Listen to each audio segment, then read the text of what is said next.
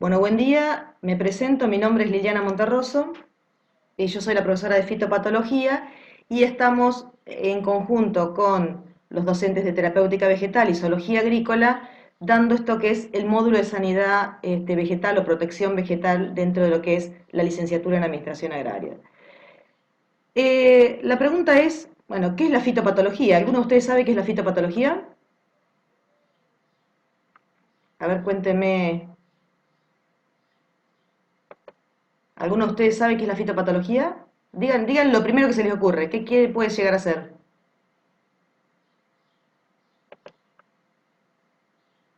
A ver, es difícil cuando uno no está presente, pero patología, ¿qué quiere decir? Abran los micrófonos, no tengan miedo, abran los micrófonos. ¿Qué quiere decir patología?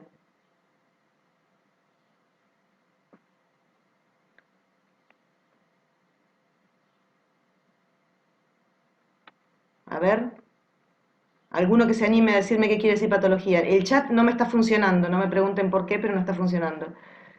Este, bueno, patología es enfermedad, ¿sí? Y eh, particularmente todo lo que causa enfermedades, ¿a qué? A fito. ¿Qué quiere decir fito? Fito quiere decir planta. Entonces la fitopatología es el estudio de las enfermedades de las plantas. De manera tal que en esta mañana vamos a estudiar, por ejemplo, lo que trata la fitopatología, que entre las cosas que trata es el estudio de las enfermedades de las plantas, trata también de qué agentes son, qué organismos son los que ocasionan estas enfermedades y también las condiciones del ambiente que favorecen el desarrollo de esas enfermedades. Y también la fitopatología estudia los procesos mediante los cuales esos factores producen enfermedades en las plantas. De manera tal que nosotros vamos a tener en estas clases nociones de qué enfermedades o qué patógenos pueden enfermar a los cultivos y ese cultivo que nosotros pensábamos que iba a tener un determinado rendimiento puede verse afectado, por lo tanto, al disminuir el rendimiento, ¿sí? Disminuyen los ingresos y disminuyen también los números que ustedes están haciendo de lo que es la carrera de licenciatura en Administración Agraria. Por eso es muy importante estar alertas y es muy importante el trabajo en conjunto, en equipo, con ingenieros agrónomos. Eso es fundamental porque de esa manera van a poder analizar la integridad de todo lo que es los distintos cultivos, ya sean intensivos o extensivos, de los cuales ustedes en muy poco tiempo van a estar a cargo como administradores. Entonces, fito, que es la primera parte de la palabra, planta, patología, enfermedad. La fitopatología es el estudio de las enfermedades de las plantas y los organismos que las producen. Y también estudia los procesos mediante los cuales esos factores producen enfermedades en las plantas, es decir, qué daño morfológico de forma a las plantas o qué daño fisiológico puede estar causando ese patógeno. También estudia las interacciones que se establecen entre los agentes que ocasionan la enfermedad y la planta enferma y los métodos para prevenir las enfermedades, para disminuir el daño que ocasionan o para controlarlas antes o después que se desarrollen en las plantas. La fitopatología se basa fundamentalmente en estos métodos que tienen que ver con la biología del patógeno, la biología del cultivo, el conocimiento del ambiente, el conocimiento de la relación entre ese que está teniendo ese cultivo con ese patógeno, de manera tal de generar acciones que tienen que ver con el manejo de ese cultivo para prevenir las enfermedades, para evitar que las plantas se enfermen. Y, llegado el caso, después vamos a mirar también, tomar determinadas acciones siempre en un marco de sustentabilidad ambiental, económica y social.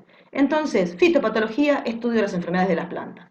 A ver, ¿qué les parece que puede ser una planta enferma? A ver, una planta enferma, ¿qué puede llegar a tener?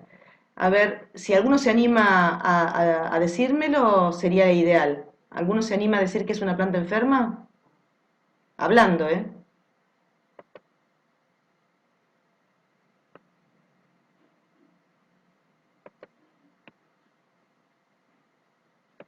¿Alguno se anima? A ver. Ahí ya tienen permitido si quieren hablar. Bueno, parece que no se animan, pero después les voy a hacer algunas preguntas. Acuérdense los que se incorporaron que después vamos a hacer algunas preguntitas de este tema. Una planta enferma es aquella que por alguna razón no puede cumplir con toda la potencialidad que tiene genéticamente. Por ejemplo, vamos a mirar por el contrario, donde está la flechita, de esta parte para acá, lo que vamos a tener es, esperen que voy a darle ingreso a Evelyn, ahí está, van a tener una planta sana. Una planta sana es aquella que absorbe agua y nutrientes, trasloca el agua y los nutrientes, intercepta luz, hace normalmente la fotosíntesis, sintetiza proteínas, sintetiza distintos tipos de elementos, transpira, produce lo que es, en este caso frutos, que es lo esperable. Eso es una planta sana, cumple todas las funciones vitales de manera normal. En el caso de una planta enferma, es aquella planta que por alguna razón, ¿sí? Por algún tipo de daño, que puede ser, ahora vamos a mirar por qué puede ser causado ese daño, no puede cumplir naturalmente con todas las funciones. Es decir, acá podemos ver que hay una muerte de raíces, entonces la absorción de agua y nutrientes va a ser deficitaria, la planta va a estar marchita, va a tener algún tipo de alteraciones en las hojas, muerte en estas yemas o brotes. Entonces, la planta sana es aquella que cumple con todas sus funciones de acuerdo a la potencialidad genética que tiene. Y la planta enferma es aquella que, por determinadas razones, ya sean bióticas o abióticas, no puede cumplir con esa potencialidad. Y cuando uno dice que no puede cumplir con esa potencialidad, ¿de qué está hablando? Que esa planta no va a llegar al rendimiento promedio alcanzado, no va a poder manifestar su potencial de rendimiento, y ahí tiene que ver también con la integralidad de lo que es la tarea del ingeniero agrónomo para... Lo ideal es haber trabajado antes con manejo cultural para evitar esa enfermedad en la planta, y bueno, y si no, en el caso de que sea necesario un uso de un agroquímico, siempre en manos de profesionales e ingenieros agrónomos, que son los que tienen las actividades reservadas a título específica para poder hacer uso de agroquímicos, sobre la base de un diagnóstico fundamentado, y ahí vamos nosotros, a tratar de trabajar, que ustedes actúen trabajando en conjunto con los ingenieros agrónomos para poder lograr ese diagnóstico y poder hacer las acciones que correspondan en el caso que sea necesario, que en muchos casos va a ser de manejo cultural. Entonces, la planta enferma es aquella que por alguna razón no puede cumplir con su potencial genético. Ahora bien, ¿qué tipo de patógenos pueden causar enfermedades en las plantas? ¿Sí? Acá es mucho mejor si tuviésemos frente a frente, pero en realidad, de manera similar a los humanos, las plantas se pueden enfermar por bacterias, por virus, por hongos, por plantas superiores parásitas. En el caso de las plantas, la mayor cantidad de enfermedades las ocasionan los hongos. ¿Sí? La mayor cantidad de enfermedades la ocasionan los hongos.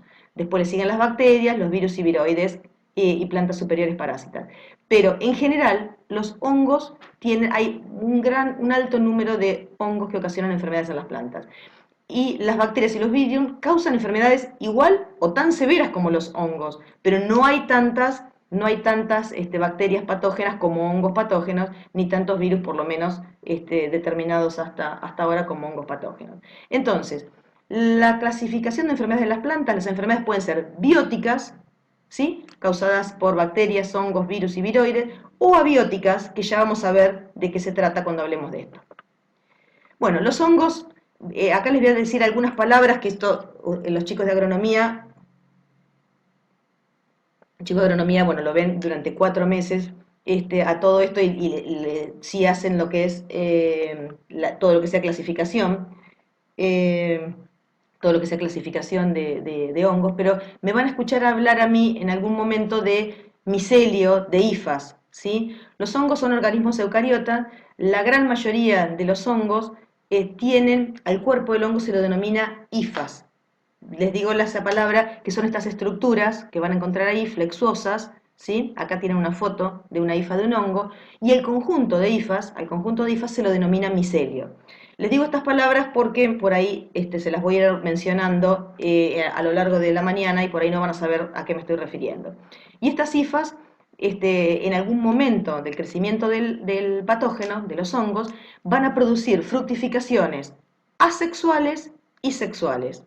En el caso de ustedes no tienen por qué conocerlas, pero sí saber que los hongos se reproducen y muchas veces se reproducen de repetidas veces en el ciclo del cultivo. Entonces es muy importante todo lo que es el manejo cultural previo, ¿sí? ¿Por qué? Porque si yo no tengo o elegí bien el lote, coloqué una semilla que no está contaminada, no debería por qué tener problemas a posteriori, salvo algunos problemas que son llevados, por ejemplo, de patógenos que son llevados grandes distancias por el viento. Pero es muy importante el manejo cultural, la elección del lote, la compra de semilla certificada para evitar distintos tipos de problemas. Porque muchos de estos hongos, como les decía, se reproducen asexualmente muchas veces en el mismo ciclo del cultivo. Y esto ocasiona que las plantas rápidamente tengan daños y crezca de manera exponencial la enfermedad. Y también los hongos se pueden reproducir de manera sexual. Eso a modo de generalidades. Ahí tienen, los hongos se pueden cultivar, se pueden mirar al microscopio, se puede hacer taxonomía y lo más importante de esto, se puede hacer diagnóstico.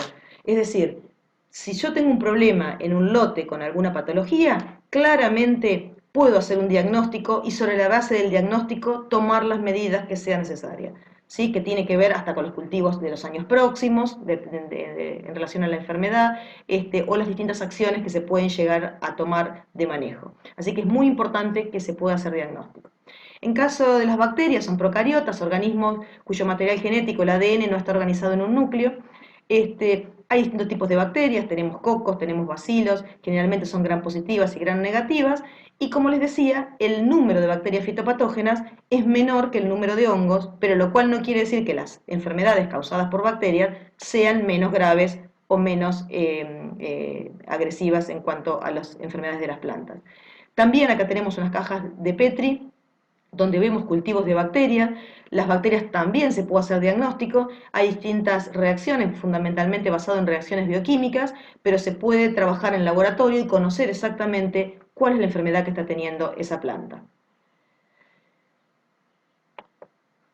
Y también tenemos virus que enferman a las plantas. En el caso de los virus, tienen una particularidad: los virus no son células ni constan de ellas, esto lo han escuchado estos días seguramente, son nucleoproteínas que se propagan en el interior de las células vivas, pueden producir enfermedades en los vegetales, constan de un ácido nucleico y una proteína. El ácido nucleico puede ser ADN o ARN, la proteína que lo cubre se llama cápside.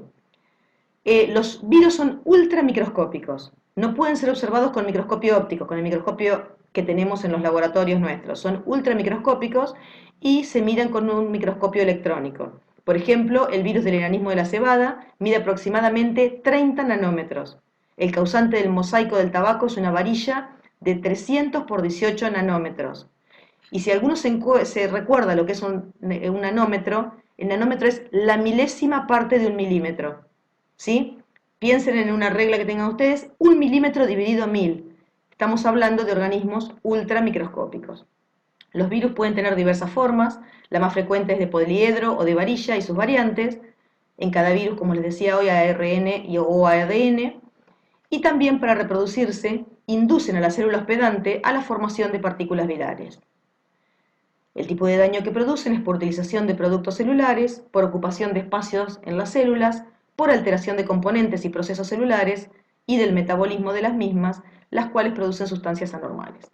Y son biótrofos. Los virus necesitan la célula viva para poder vivir y reproducirse. Eso es muy importante. Los virus son biótrofos, necesitan los organismos vivos para poder reproducirse en su interior. Hay ahí unas fotos, unas ultramicrofotografías de algunas partículas virales. Y dicho esto, vamos a mirar un poco este esquema. Muchos de los esquemas que usamos en clase son del libro de George Agrios, ahí abajo está la fuente. Es un autor que realmente es muy didáctico, se utiliza mucho en clases de fitopatología porque tiene realmente esquemas, incluso también de ciclos de patógenos. Es muy claro, no solamente es buen autor en cuanto al texto, pero sino que todos los gráficos están muy bien logrados. Acá lo que vemos es una célula vegetal, ¿sí? Con sus paredes celulares, su núcleo y nucleolo, y lo que vamos a tener acá en el costado, fíjense lo que les hablaba recién, tienen de 0 a 5 micrones. Es una referencia como para saber de qué estamos hablando. Un micrón, esta distancia, equivale a la división de un milímetro en 1000 veces. Esto como para tener una idea de qué tamaño estamos hablando. Los hongos, por eso podemos hacer taxonomía al microscopio, tenemos medidas importantes. Fíjese, esto es una hifa de un hongo, ¿sí? Parte de lo que es el cuerpo del hongo, un conjunto de hifas conforman un micelio, es una hifa con tabiques, que la puedo observar claramente, tiene aproximadamente 1,5 micrones de ancho, acá tenemos más o menos unos 5 o 6 micrones del micelio del hongo que está adentro de la célula, se puede mirar, se puede ver qué coloración tiene, se pueden ver las fructificaciones y sobre la base de esos datos hacer taxonomía. ¿Para qué sirve hacer taxonomía a un ingeniero agrónomo? Para hacer diagnóstico. ¿Y para qué nos sirve hacer diagnóstico? Para poder tomar las medidas necesarias para el manejo de la enfermedad. Es decir, no hay que tomar ninguna decisión a ciegas. Fíjense las bacterias. Acá las bacterias tienen un tamaño, tenemos medio micrón, por 1,5 micrones aproximadamente, 2 micrones. Se pueden ver los flagelos, que son estos pelitos que tienen ahí. Los flagelos pueden ser de estar distribuidos de manera homogénea alrededor de la bacteria, pueden ser polares, como en este caso. Bueno, pero se puede hacer taxonomía con la morfología y también con pruebas bioquímicas. Pero miren acá el tamaño de los virus, que era lo que les estaba hablando recién, que son ultramicroscópicos. Esa rayita que ven ahí es el virus del mosaico del tabaco. Esta otra rayita es el virus del mosaico estriado del trigo, ¿sí? Como para dar una referencia. Esta partícula flexuosa es el virus del amarillamiento de la remolacha. No se pueden ver con los microscopios ópticos. Para poder observarlos hace falta un microscopio electrónico. Por eso decimos, por esta razón, decimos que son ultramicroscópicos. Entonces ahora, hasta este momento sabemos que la fitopatología es la ciencia que estudia las enfermedades de las plantas, ¿sí? La fitoplanta, patología, enfermedad. Y también todas las interacciones que hace con los organismos vivos y también los métodos que hay para poder manejar estas patologías, para poder hacer un manejo cultural de las mismas. ¿Qué vamos a tener con esto? Vamos a estudiar lo que le pasa a una planta cuando está enferma.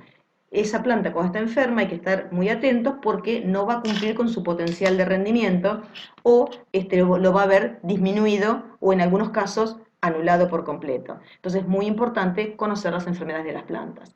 ¿Quiénes pueden ocasionar enfermedades en las plantas? Hongos, virus y bacterias y plantas superiores parásitas, ¿sí? Son organismos que pueden llegar a producir enfermedades. ¿Cómo son? Los hongos y las bacterias son microscópicos y los virus ultramicroscópicos. Hasta ahí espero que me vayan siguiendo. Bueno, y también vamos a tener otro tipo de enfermedades, que son enfermedades abióticas o no infecciosas. Entonces, vamos a tratar de pensar, a ver, ¿qué puede pasar? ¿Qué puede pasar que por ahí, si alguno de ustedes tiene en el patio de la casa algún frutal?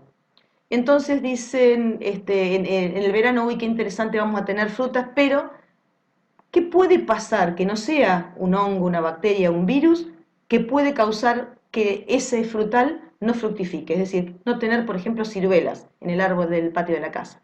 ¿Qué puede haber pasado con la temperatura?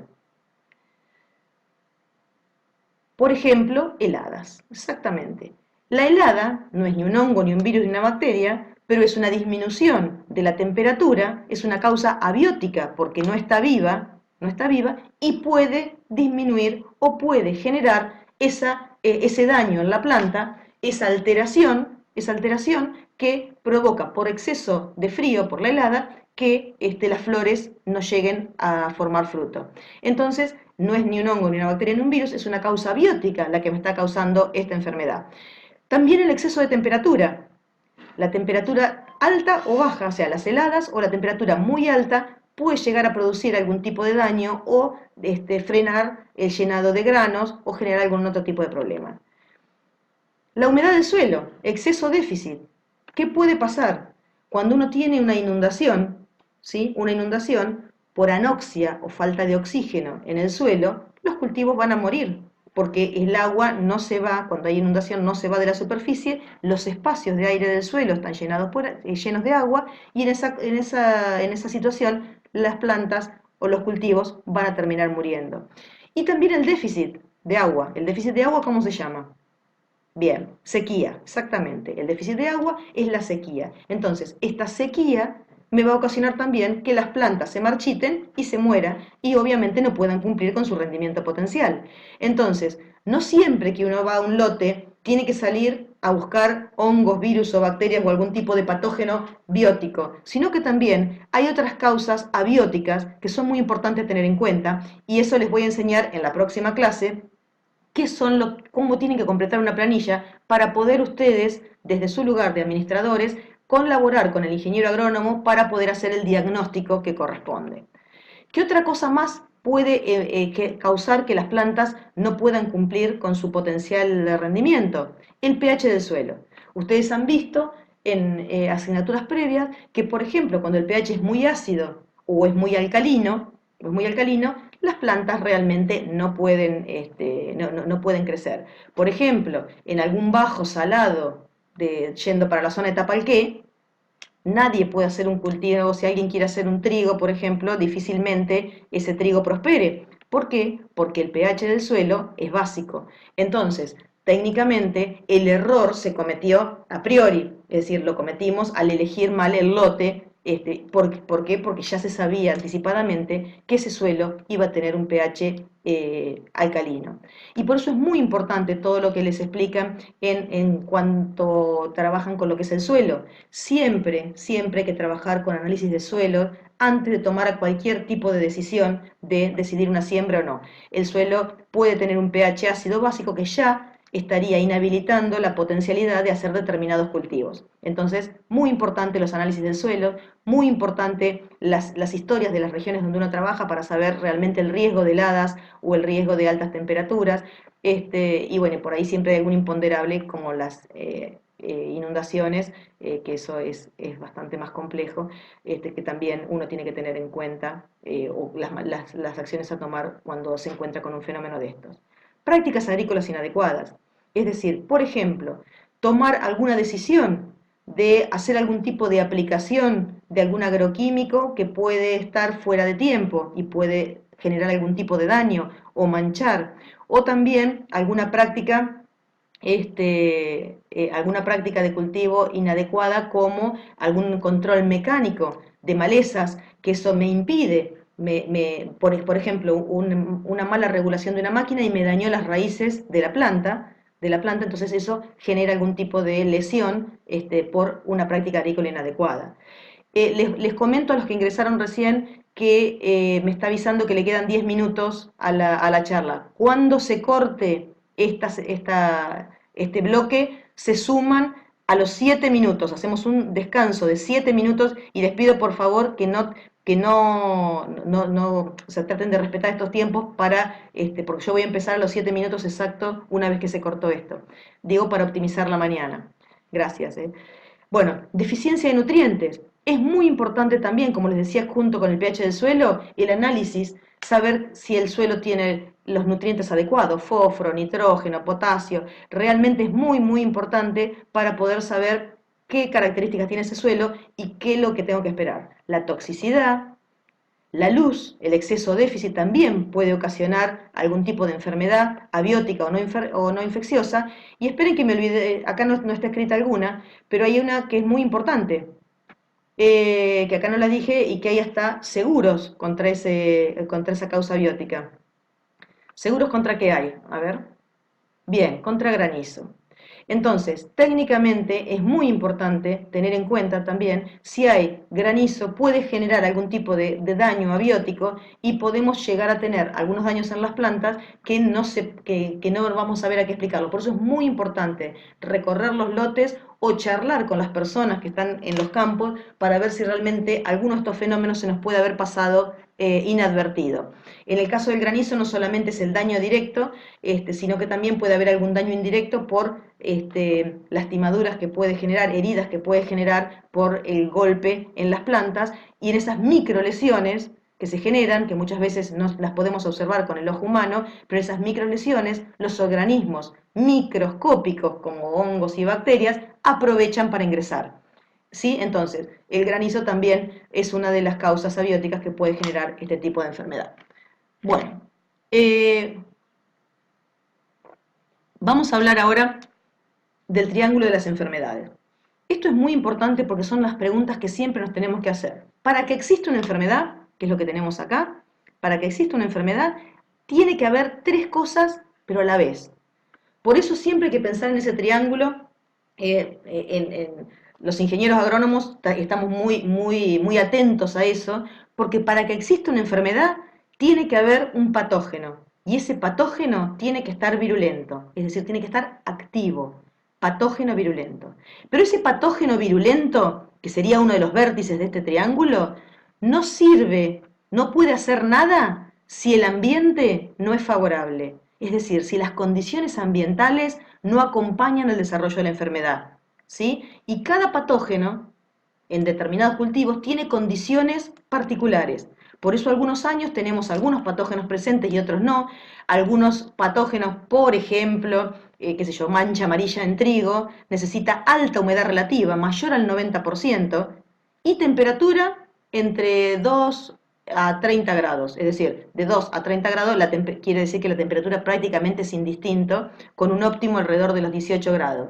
Pero lo que sí necesita sí o sí es alta humedad relativa, mayor al 90%. Entonces, si yo tengo el patógeno virulento, por ejemplo, tengo el hongo que ocasiona la mancha amarilla en el trigo, pero la humedad es del 70%, no voy a tener la enfermedad.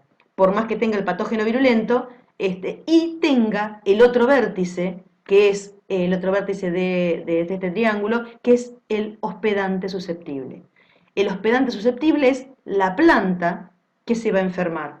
Entonces, patógeno virulento tiene que existir, tiene que haber un ambiente favorable para que ese patógeno infecte, pero también tiene que haber un hospedante susceptible. En el caso del ejemplo que les puse es el trigo, mancha amarilla del trigo, el hospedante susceptible es alguna variedad del trigo que tenga susceptibilidad a esa mancha amarilla, y si el ambiente es el favorable, con las tres cosas a la vez voy a tener la enfermedad.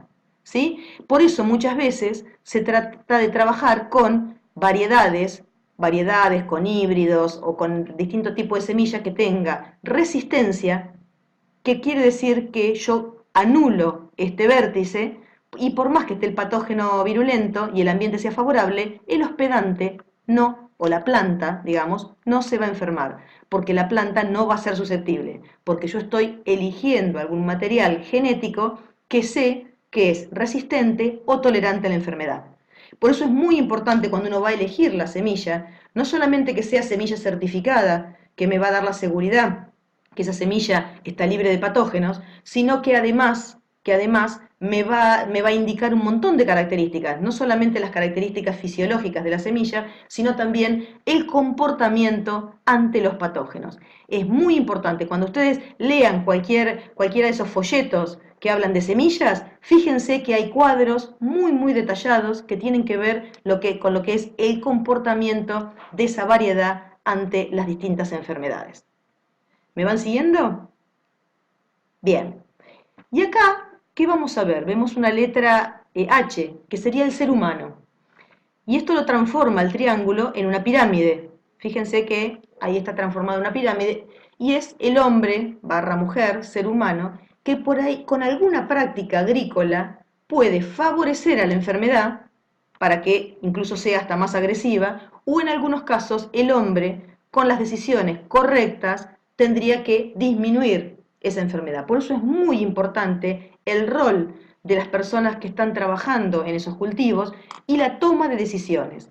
En este caso, por ejemplo, como decíamos recién, el ser humano, el hombre, la persona, hombre, mujer que está a cargo de ese establecimiento, decide comprar una semilla resistente a determinadas enfermedades y va a anular, vamos a hacer como que anula la enfermedad. En el caso de esta persona que está a cargo del establecimiento, decide hacer una práctica agrícola, una rotación de cultivos, y en muchos casos, con la rotación adecuada, el patógeno virulento no va a estar presente. Ahora bien, una decisión equivocada, como por ejemplo la compra de una semilla que no sea certificada, por ejemplo, una semilla bolsa blanca, que yo no sé qué es lo que tiene adentro, esa puede ser incluso un error tan grave como llevar al patógeno al campo con la semilla. Que eso es un error que hay que evitar porque es muy fácil de evitar comprando semilla certificada, que es lo que corresponde. Pero si uno compra semillas bolsa blanca y no sabe qué es lo que tiene, no se hace un análisis correspondiente, puedo estar llevando un patógeno virulento al campo. En estos casos son en los que se puede perjudicar, digamos, al normal desarrollo de esta enfermedad. Así que el hombre es muy importante en estas decisiones. Hasta acá estaría el primer bloque de lo que estamos hablando, que espero que más o menos esté claro. La reunión se va a cortar en aproximadamente 2 minutos, pero vamos a iniciar con el segundo bloque, que tiene que ver con algunos datos de la FAO, de la importancia económica de las enfermedades de las plantas. Nosotros estamos en un mundo, como ustedes saben, que tiende a los 9.000 millones de personas, más o menos para el 2020, para el año que estamos trabajando. Y también lo que tenemos que tener en cuenta que en el mundo hay distintos cultivos que sostienen a toda esta población. Acá lo que vamos a encontrar, ejemplos de cultivos como los cereales, las papas, otros cultivos de vegetales de raíces, acá a la izquierda del gráfico, cereales, papas, otros cultivos vegetales de raíces, remolacha azucarera, caña de azúcar, leguminosas, hortalizas, frutos, café, cacao, té, cultivos de oleaginosas, fibras, tabaco, etc. De la producción de estos cultivos, ahora vamos el 33,7% se pierde debido a enfermedades, insectos y malezas. Y el 11,8% de esas producciones, de esos alimentos, se pierden solamente por enfermedades. Entonces, realmente hay muchísimo alimento que se estaría perdiendo, ¿sí? En el mundo actual, y en paralelo a eso tenemos un montón de población mundial que no tiene acceso a los alimentos. Entonces hay muchísimo trabajo para hacer, y ese trabajo que hay que hacerlo en un marco de sustentabilidad ambiental, económica y social. Es decir, no es un trabajo a locas, sino que lo que hay que hacer es trabajar comprometidos con lo que es el ambiente para lo que es esto que tiene que ver con la producción de alimentos. Pero bueno, la idea es que cualquier cosa, en los que tengan el micrófono abierto, no duden en interrumpirme, ¿sí? No duden en interrumpirme porque así me parece interesante poder avanzar y tratar de ver si tienen algún tipo de dudas. Aunque sea alguno de ustedes, tome la voz de los otros y me lo dicen. No tengo ningún problema que me interrumpan, ¿sí? Hablando en el momento que sea. Perfecto. Dale, gracias. Bueno, entonces como les contaba recién, la importancia económica de la enfermedad de las plantas, estos datos son de la FAO, no son de los últimos años, pero el porcentaje es más o menos lo mismo, de una producción real de 1.695 millones de toneladas, ¿sí? Se pierden 238 millones de toneladas de cereales solamente. ¿Por qué? Por causas de enfermedades, insectos o malezas. Eso es el 34,5% aproximadamente de la producción mundial. Lo mismo pasa con las papas. Se pierde el 32% de la producción mundial. Se pierden aproximadamente 82 millones de toneladas. Y así también vamos a hortalizas, por ejemplo. De 368.000 millones de toneladas de producción real, se pierden 141 millones de toneladas. La producción tendría que haber sido de 509 millones de toneladas. Entonces, realmente hay un porcentaje, cuando uno hace el promedio de hortalizas, de frutos, de cereales, de papas, de leguminosas, se pierde el 33,7% de los cultivos. Y ahí tenemos que trabajar con responsabilidad en equipo, tanto agrónomos, administradores, y también trabajar como para poder intervenir con lo que es un manejo adecuado de los cultivos y de las enfermedades. Entonces, esto es para tomar conciencia que estamos hablando de una gran pérdida de alimentos en un contexto, fíjense acá, esto es el porcentaje de plagas de pérdida en trigo. Fíjense, independientemente de la región, África, América, Asia, Europa, por enfermedades, ¿sí? Solamente bióticas o abióticas, causadas por hongos, virus, bacterias o por alguna causa biótica, se pierde el 13,3% solamente por enfermedades, el 9,3% por insectos y en malezas, acá miramos la pérdida mundial, 13,3%. Suma total, 35,7% de la producción mundial de trigo se pierde por algún tipo de enfermedad, insectos o maleza. Entonces, hay que tener muy en cuenta y también tener en cuenta la responsabilidad que implica tratar de mejorar estos números, ¿sí? Fíjense que en América, en Asia, en Europa, no hay tanta diferencia de pérdidas, pero lo que es importante es que hay una gran cantidad de alimentos que no está llegando al mundo. Y esto es muy importante, la relación entre la población mundial y la superficie de tierras cultivables. Fíjense este primer gráfico. Esto es del año 1950 hasta el 2020. Son los últimos 70 años. Las hectáreas productivas en millones prácticamente no han cambiado. Ven que si uno mira la cantidad que había en el 1950, 1.400 millones de hectáreas productivas, ahora debe haber 1.500. Y lamentablemente esto ha tenido que ver con desmontes o con producciones en áreas que realmente no deberían haber sido tocadas, como en distintos lugares del mundo. Entonces, lo importante a tener en cuenta es que la cantidad de hectáreas productivas no tendría que modificarse, tendría que seguir así. Pero acá hay una realidad. Esa misma cantidad de hectáreas tiene que alimentar a una población mundial que está creciendo exponencialmente. Entonces, de 1950 a 2020, la cantidad de habitantes en millones de personas, ¿sí?, se ha incrementado de manera exponencial. Cuando uno une estos dos gráficos, ¿qué es lo que analiza? La cantidad de hectáreas productivas por el número de personas decrece exponencialmente. Perdón, se me fue el slide. Decrece exponencialmente. Entonces, la cantidad de hectáreas que en 1950 yo tenía casi 0,6 hectáreas para producir, para alimentar a una persona, voy a tener una caída menos de 0,2 hectáreas por persona en el 2020. ¿Sí? ¿Por qué? Atendiendo ese crecimiento exponencial que tuvo la población en los últimos 70 años. Entonces, acá está el desafío, que estas 0,2 hectáreas por persona, ¿sí?, tienen que alimentar a estos casi 9.000 millones de personas. Y acá está el desafío de nuestras profesiones.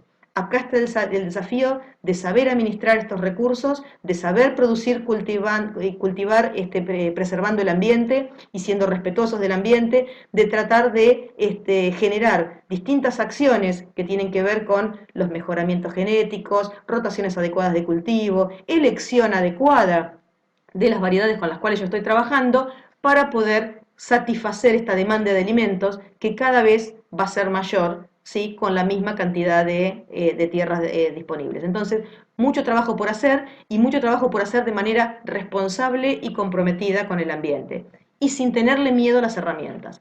Y cuando hablo de herramientas, hablo de, por ejemplo, las distintas herramientas que se habla cuando uno está hablando de manejo integrado de plagas.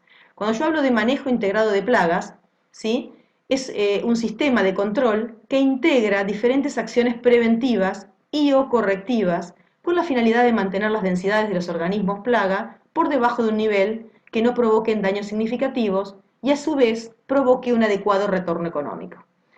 Cuando habla de plagas en el manejo integrado de plagas, se refiere a enfermedades, insectos y malezas. Es decir, en general, a todos los problemas que puede llegar a tener un cultivo que pueden hacer que su rendimiento potencial disminuya. ¿Me van siguiendo hasta ahí? Bien, espero que sí. Bueno, este manejo integrado de plagas, que acá está construido como si fuese una especie de Partenón, se tiene que basar y fundamentar en conocimientos sólidos. ¿Sólidos de qué? De la biología del patógeno, o de la plaga en general, o de la enfermedad o de la maleza, pero también de la biología del cultivo en el cual yo estoy analizando. Pero además tiene que conocer el ambiente, tiene que conocer el suelo, el clima, todo lo que rodea a ese cultivo, y tiene que estar, la persona que está trabajando en ese cultivo tiene que conocer sólidamente un montón de distintas acciones. Lo biológico, como está puesto en una de las columnas acá, lo genético, la potencialidad genética de cada uno de esos cultivos, si uno puede trabajar también incluso con distintos materiales genéticos, ya sea de trigo, de maíz, de girasol, de lo que sea, que tienen mejor comportamiento ante enfermedades, determinadas características, ¿sí? Que tienen que ver con el comportamiento a distintas enfermedades. Entonces es muy importante trabajar con conocimientos biológicos, con conocimientos de los materiales genéticos con los que voy a trabajar, con conocimiento también de las distintas acciones físicas que se pueden llegar a hacer en los suelos. También se puede trabajar mecánicamente, es decir, uno puede disminuir la cantidad de patógenos en un lote con control mecánico. Uno puede trabajar también con controles culturales, como nosotros hablamos, que tiene que ver con las rotaciones de cultivo, manejo adecuado del suelo, elección apropiada de materiales genéticos.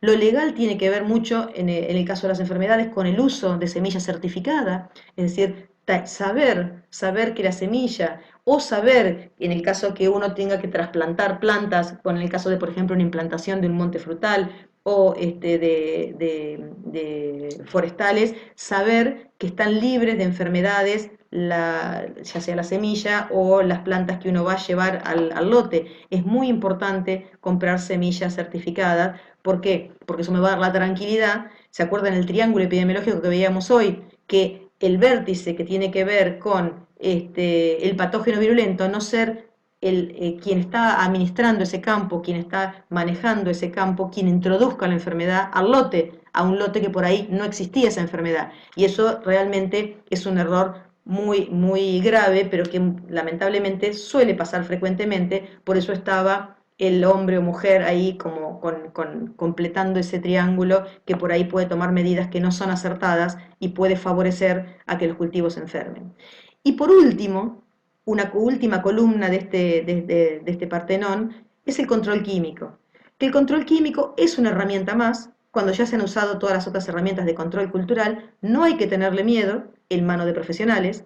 Los profesionales que están habilitados para poder hacer diagnóstico del problema y la prescripción del agroquímico que corresponde a cada problema sanitario en particular son los ingenieros agrónomos, quienes trabajando en conjunto con ustedes, con los administradores, van a poder trabajar y tomar esa decisión en el caso que se decida un manejo con uso de agroquímicos. En el caso de que está trabajando con un productor que decide un manejo orgánico, pues se buscarán solamente otras salidas. Pero lo importante es no tener miedo al control químico porque usado responsablemente realmente va a contribuir a la producción de alimentos de calidad en este marco, como les decía, de sustentabilidad social, ambiental y económica también.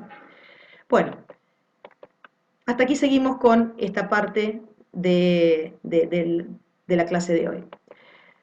Vamos a hablar ahora de diagnóstico de daños ocasionados en las plantas. Cuando hablábamos hoy decíamos, bueno, causan enfermedades. ¿Se acuerdan la planta esa que les mostré al principio, que la mitad del lado, de la mitad para la izquierda tenía todas las enfermedades, a la derecha, perdón, todas las enfermedades, tenía las raíces muertas, tenía las hojas con manchas, tenía como si fuera una especie de marchitez, brotes quemados, y del otro lado funcionaba bien, absorbía agua y nutrientes, fotosintetizaba, traslocaba, transpiraba, fructificaba, tenía todas las funciones intactas.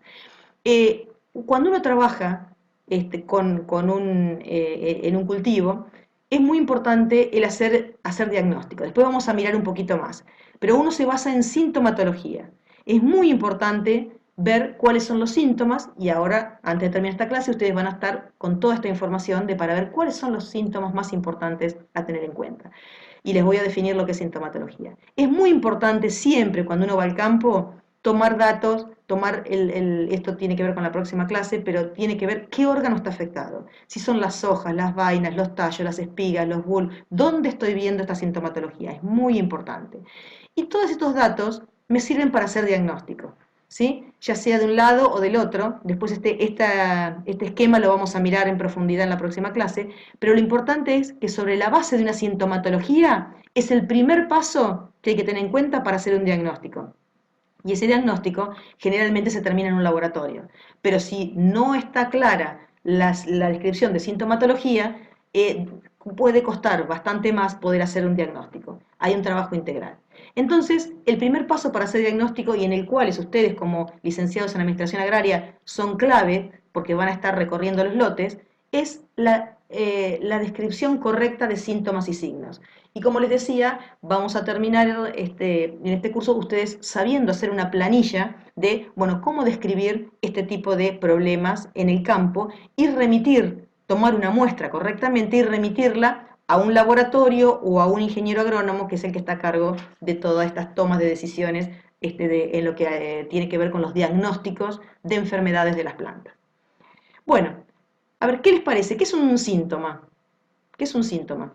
A ver, cuenten, por ejemplo, pueden extrapolar como cuando ustedes sienten algo, que se están por enfermar de algo. ¿Qué sería un síntoma? ¿Qué puede llegar a ser? A ver, alguno que se anime. ¿Qué sería un síntoma?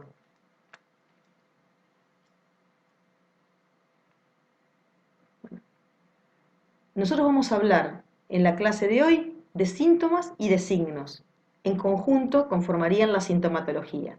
Cuando uno habla de síntoma en un vegetal, voy a estar hablando que... A ver, Leonel, ¿te animás a hablar? Ahí vi que estaban ahí, si te animás. Bueno. Un síntoma es la manifestación en la planta del proceso de la enfermedad. Dentro de un mismo síntoma pueden existir variaciones que dependen de la raza del parásito, de la variedad de la planta y de su susceptibilidad. Pero esta primera parte es la manifestación en la planta del proceso de la enfermedad. Yo veo algo cuando digo, esa planta está enferma, pero yo no sé exactamente qué es lo que ocasionó esa enfermedad. Eso es un síntoma.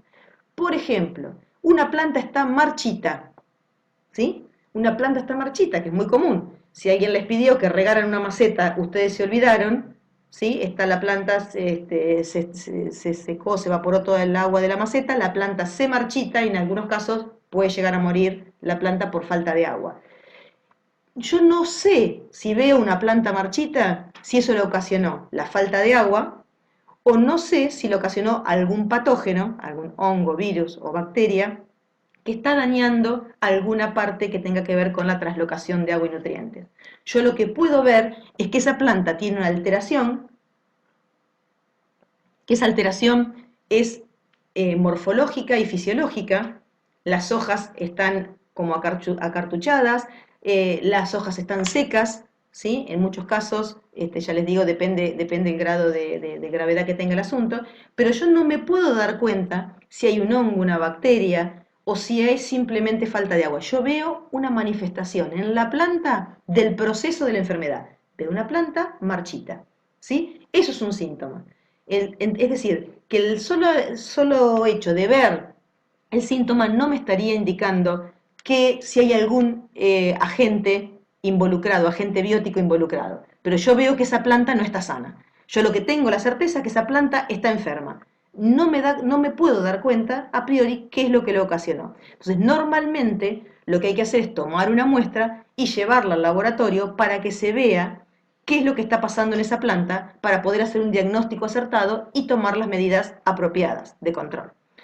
La clasificación de síntomas, podemos tener los que involucran desintegración de tejidos, alteraciones de crecimiento, síntomas por deficiencia de agua, como en el caso de la marchitez, metaplasias, restituciones, que los vamos a ir viendo de ahora en más.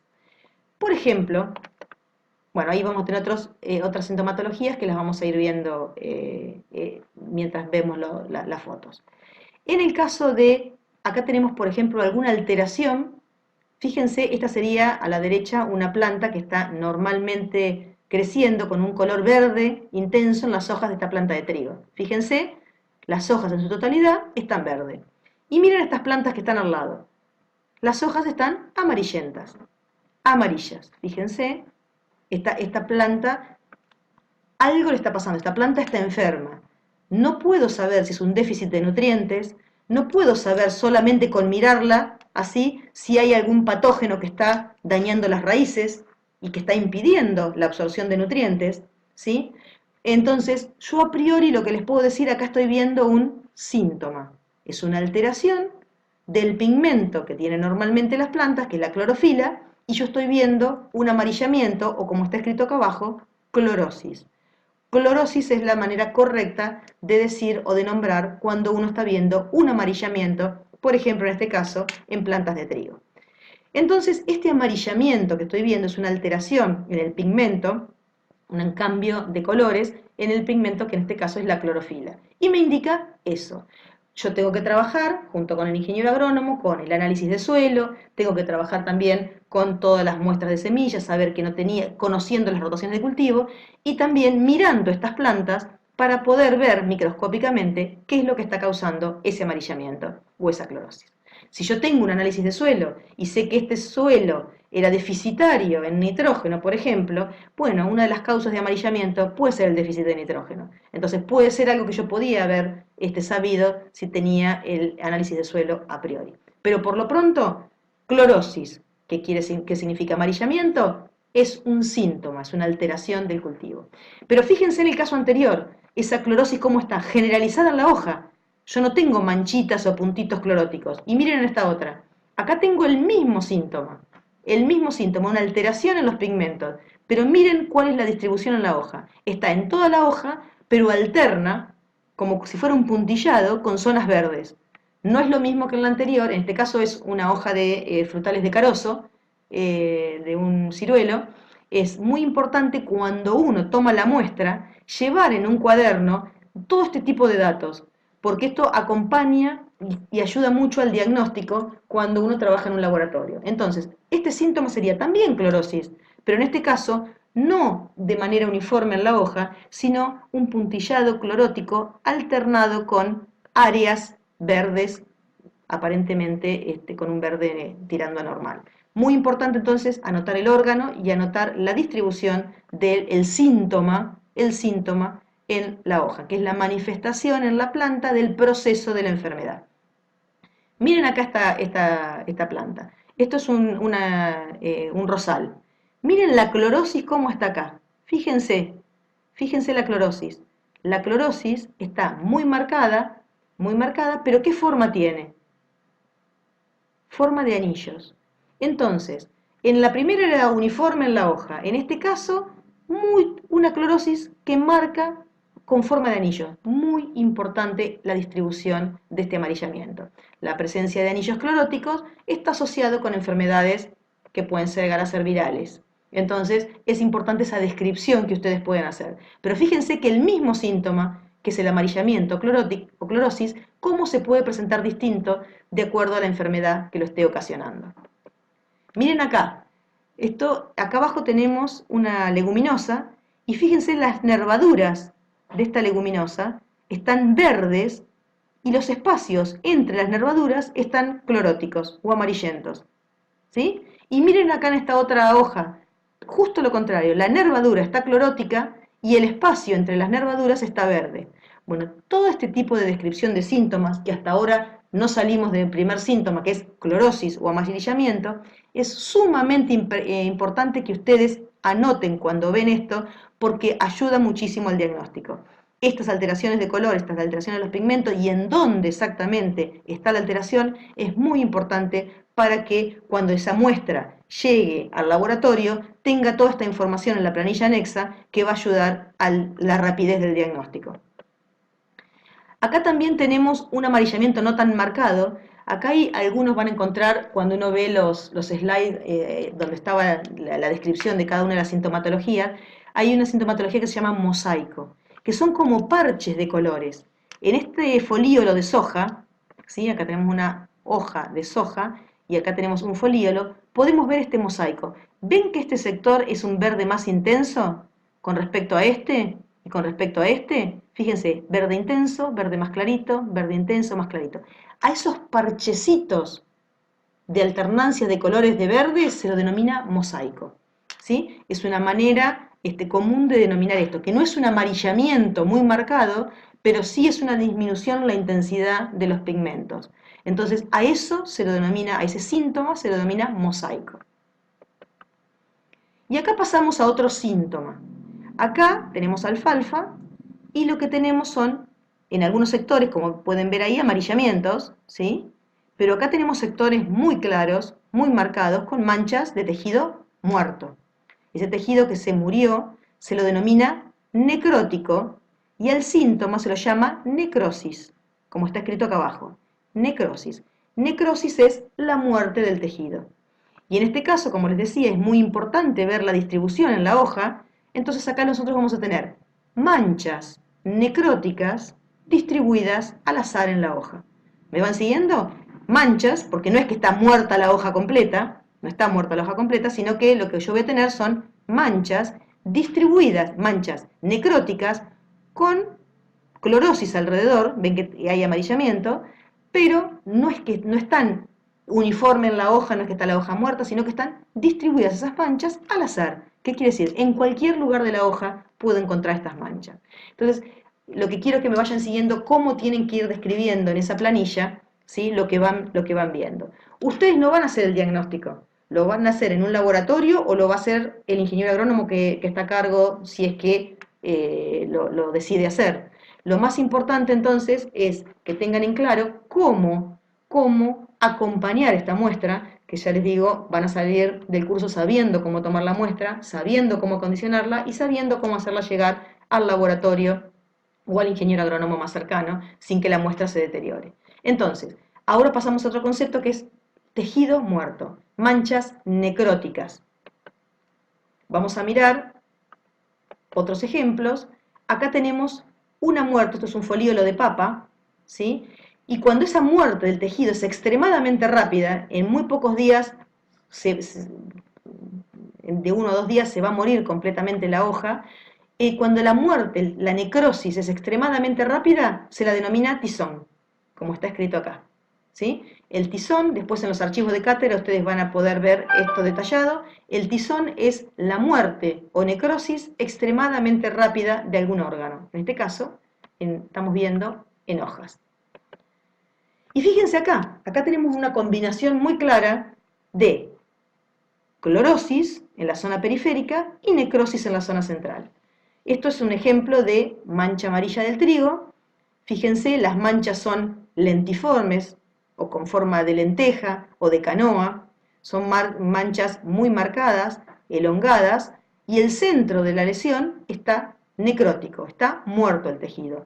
Y en la zona de avance del patógeno, en la zona periférica de esa necrosis, lo que voy a tener, en la zona periférica de esa necrosis, voy a tener una clorosis muy marcada, y esa clorosis va a ser como un anillo clorótico alrededor de la mancha necrótica. Acá tenemos los dos síntomas y fíjense que la distribución en la hoja está al azar, estas manchas se van sumando, se van juntando o coalesciendo y pueden llegar a dañar el 100% de la hoja. ¿Y qué pasa con ese cultivo de trigo? Si yo tengo una gran cantidad de manchas necróticas en las hojas, ¿sí? Ese tejido está muerto. Por lo tanto, ese tejido no va a fotosintetizar. Si el tejido no fotosintetiza, no migra esos nutrientes al grano, a la espiga, cuando llegue el momento de espigazón, no migran esos nutrientes y por lo tanto voy a tener un llenado deficiente de granos porque voy a tener una planta que está fotosintetizando de manera deficiente. Por eso es muy importante el manejo y el tratar de evitar que haya enfermedades en el lote. Y en este caso es un patógeno que también se transmite por semilla, entonces es muy importante el hecho de la buena elección del lote, saber que no hay rastrojos contaminados con este patógeno y saber también que la semilla que uno está llevando a ese lote que uno eligió, que no tiene el patógeno, la semilla está sana, porque si no podemos encontrar estos problemas. Esto se los cuento como para que se vayan integrando en lo que es el cultivo y la importancia del diagnóstico. Pero lo que quiero que sepan del día de hoy es que es un síntoma y que este síntoma es necrosis o tejido muerto y la parte amarillenta es clorosis, de manera tal que ustedes puedan tomar los datos y hacer las planillas correspondientes con lo que han observado en el campo. Acuérdense que en 10 minutos se va a cortar esto y tenemos 7 minutos de descanso recreo. Seguimos entonces con el próximo slide. Ahí está, miren acá, cultivo de girasol. ¿Sí? ¿Alguien nota algo diferente? Miren la hoja, miren las hojas de este girasol. ¿Ven? Acá se ve completo el cultivo. Fíjense, miren esta hoja, miren esta, miren esta. ¿Qué encuentran esas hojas de particular? Esta ya no porque está totalmente muerta. ¿Qué encuentran en particular? Miren las mitades. La mitad de la hoja está enferma y la otra mitad está sana. Eso es muy importante y cuando uno no hemos cambiado todavía síntomas. Tenemos necrosis, ¿sí? Tejido muerto y tejido amarillento y clorosis, necrosis y clorosis. Pero es muy importante observar cuando la mitad de la hoja está sana y la mitad de la hoja está enferma, tiene que ver con algo que está pasando a nivel vascular, a nivel haces vasculares, algo que tiene que ver con el ingreso de esas patologías que tienen que ver con el tallo. Esto es muy importante porque se nota que hay un sector de ese tallo, el que está teniendo ese problema con esa patología, que está impidiendo que fluya normalmente los nutrientes, el agua y los nutrientes a la planta, y está generando estas enfermedades. Cuando el patógeno continúa avanzando, termina matando la totalidad de la hoja. Pero esto es común también de ver en árboles, que muchas veces uno ve alguna parte de las ramas del árbol, la puede observar con que está muerta o que está seca, y ahí generalmente uno tiene que pensar que hay algún patógeno que está obstruyendo los vasos de conducción y que está matando parte de la planta. Entonces, normalmente si yo hago acá un análisis de las hojas, no voy a encontrar ninguna patología en las hojas, porque el problema seguramente está en el tallo o está en las raíces, donde hay algún sector que está obstruido total o parcialmente. Muy importante que ustedes describan si ven que solamente la mitad de la planta es la que está con algún tipo de sintomatología. Muy importante esas observaciones. Por eso, cuando van al campo, tienen que ser muy observadores de todas las sintomatologías que ven, en este caso, los síntomas.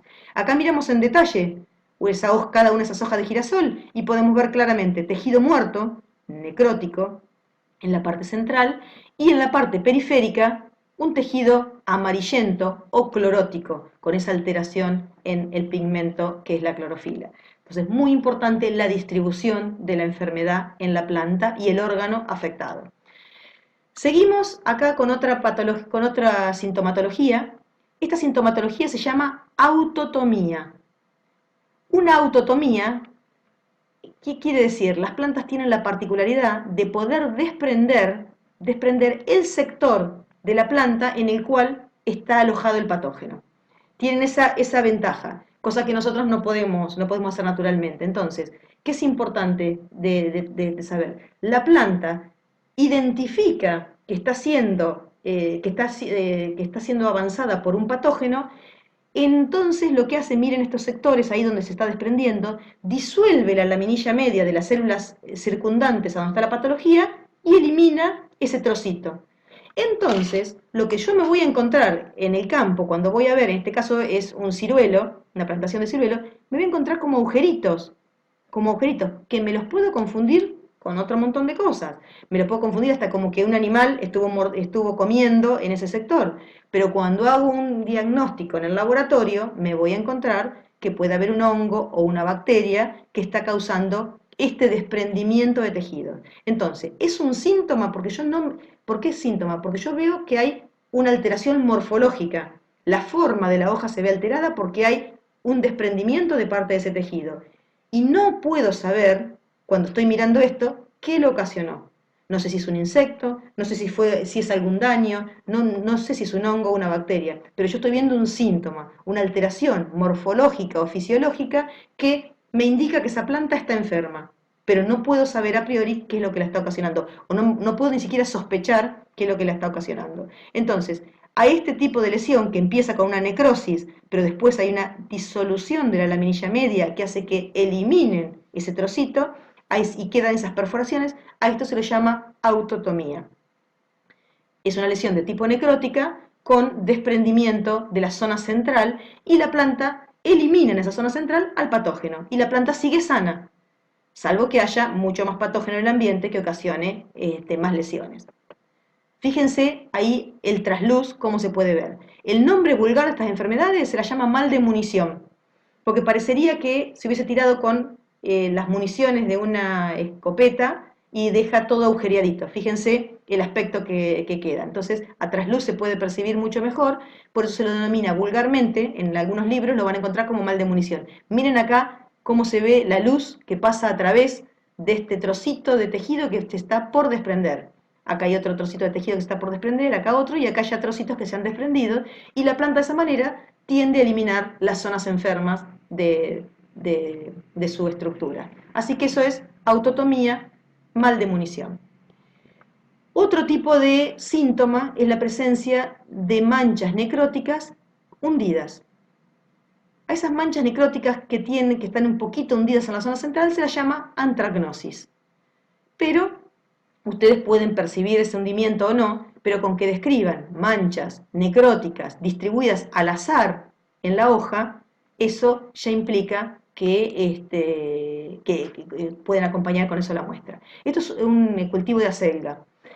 Y imagínense si alguien está produciendo acelga o asesorando o administrando una producción intensiva de hortalizas, y particularmente, ¿qué es lo que va a haber? Esto disminuye el valor comercial. Nadie quiere comprar un producto que tenga todo este tipo de lesiones en la superficie, por más que no generen enfermedad en el hombre, pero es un producto que genera rechazo comercial, es un producto que se va a vender a un precio mucho más bajo por la presencia de estas enfermedades. Entonces es muy importante porque cuando uno se referencia a trigo, a girasol, maíz, que son cultivos extensivos, pero también todo esto tiene que ver con los frutales, con las hortalizas, con los forestales. Es muy importante la mirada integral, porque ustedes el día de mañana pueden estar administrando cualquier tipo de actividad agropecuaria y tiene que ver con eso, con todo este tipo de problemas que pueden ocasionar las patologías. No solamente disminuir el rendimiento, sino que también ocasionar una disminución del valor cuando ese alimento está producido justamente por este tipo de lesiones o manchas denominadas síntomas en general. Otro de los síntomas que tenemos, que van a ver descritos en las placas correspondientes, es el cancro. Acá está escrito cancro. El cancro es una lesión ulcerosa. ¿Ven? Hay una úlcera, hay una lesión deprimida, ulcerosa, y hay una cicatriz en la zona periférica. Yo cuando veo esto, fíjense que acá hay otro abajo, acá hay otro acá arriba, acá hay una secuencia de cancro, acá hay otro acá abajo entre las hojas. Estos son frutales de carozo. Cuando veo este cancro, esta lesión ulcerosa deprimida, yo puedo ver eso, un síntoma, pero no puedo saber qué es lo que lo ocasionó. Puede haber sido alguien que dañó con un elemento cortante la rama y la rama cicatrizó alrededor de esa lesión.